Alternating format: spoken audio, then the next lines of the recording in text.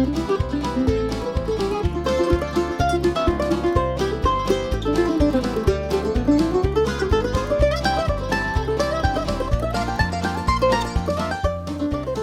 folks, Fred Marple here, bringing you another episode of Fridays with Fred. I'm thinking I might have to change the name of this program to First Fridays with Fred, since it seems like I get around to it about once a month. I've been so busy, folks, you know what, with personal appearances and sorting my nail collection and trying to keep the squirrels away from the bird feeder, just busy. But anyway, happy to be here again with you this Friday. With the news from the town of Frosties, New Hampshire. What's happening in town? Well, up to the library, they got a special exhibit this week. Might want to stop by, check it out. Millard Tuttle is showing off his beer can collection. Quite interesting. Depends on how you define interesting. His beer can collection is, the only beer he drinks is Pabst Blue Ribbon. So they're all Pabst Blue Ribbon cans. So you might not find it that interesting, but each one is important to Millard, you know. Let's see, what else is going on? At the market, they've got a new coffee they've introduced there, and it's kind of, I don't know, it's eye-opener decaf. This sounds like an oxymoron to me, you know, like congressional ethics and military intelligence. Eye-opener decaf. What's the point there?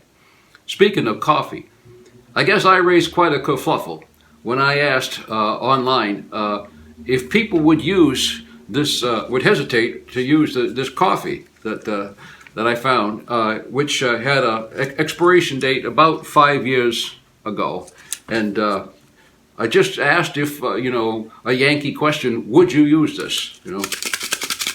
Oh my goodness, you wouldn't believe the responses I got. Almost 100 responses, and I have to say the answer was about 3 to 1. People would use the coffee, despite the fact that the general opinion of instant coffee was not high. These are Yankees, so they would use it anyway, even though it was 5 years old. And here are some of my favorite, many responses. But my friend Janice says she would use it in an emergency because instant lasts forever, but it tastes like cardboard even when fresh. Leslie chips in, considering that instant coffee is brown sadness in a cup. And then there's Mike, who sums it up: I would rather go to the dentist and have my teeth drilled than drink instant coffee. A lot of the objections to this particular coffee had to do with the brand, which shall remain nameless to protect the innocent or somebody. Then, of course, there were several responses that basically involved a conspiracy theory. Bill says that Best Buy date is just a gimmick, so they came up with to make you want to buy more coffee you don't need. A couple of other people agreed with Bill on that count. And then finally, my dear friend Beth, she reminds me that it was still perfectly good. Perfectly good, often underrated, often misunderstood. They cost a bit less than all of the rest, but they're absolutely perfectly good. And then, but my favorite is Eric, who says, Nescafe in 1950 K-ration is still perfectly drinkable, just the water needs to be up to date. Well, Eric, you are the winning Yankee. If you are still drinking 1950s K-ration Nescafe, good for you, my friend.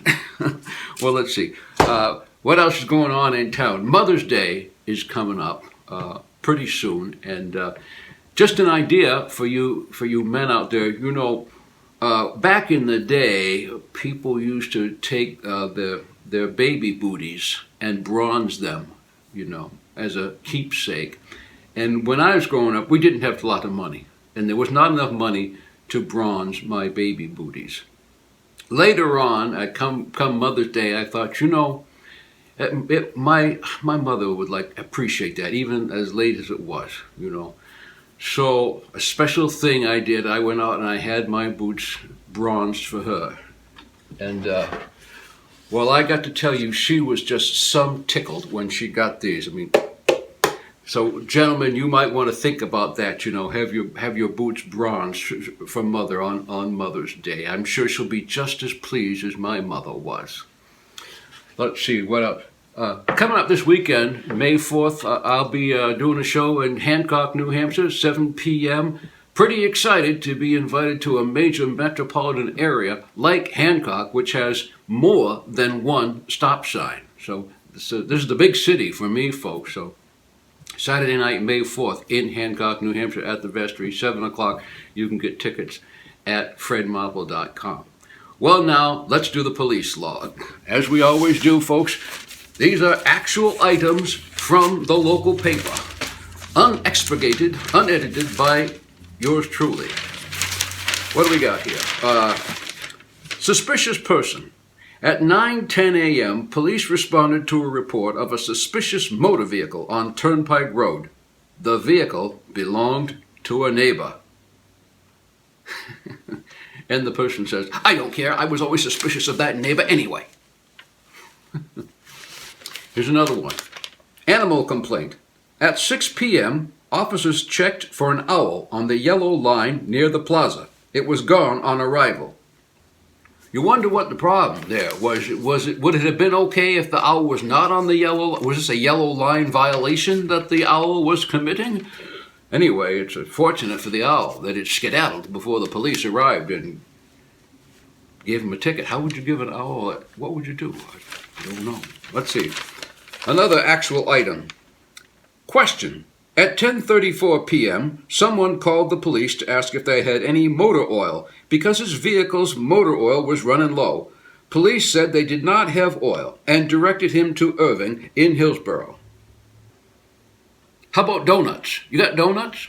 Coffee? Toothbrush? Oh my goodness. Here's another actual item. Animal call. At 8:11 a.m., police assisted with a moose on the loose near Townsend Road and Briggs Road. Moose on the loose. Sounds like a song, don't it, folks? I think I wrote that song, Moose on the Loose. But, of course, that's sort of a definition of a moose. They're always on the loose. You hardly ever see them on a leash, you know. People walking their moose down the road on a Saturday. And also, you know, police assisted. How did they assist? Did they, you know, give the moose directions to Canada? Or what? Give him a lift somewhere? See the moose in the back seat of the squad car? Watch your head. And finally, this last one here. Advice. At 4:32 p.m., a resident of Stotch Mill Road requested to speak to an officer about shooting on public land. Well, I guess that depends on who you're going to shoot, don't it? Well, folks, that's the police log from Frost Thieves. Come see me on Saturday night in Hancock, New Hampshire. As always, it's lovely to spend a little time with you folks. Hope you have a wonderful weekend and the rest of your week. My name is Fred Marple, and I thank you for your attention.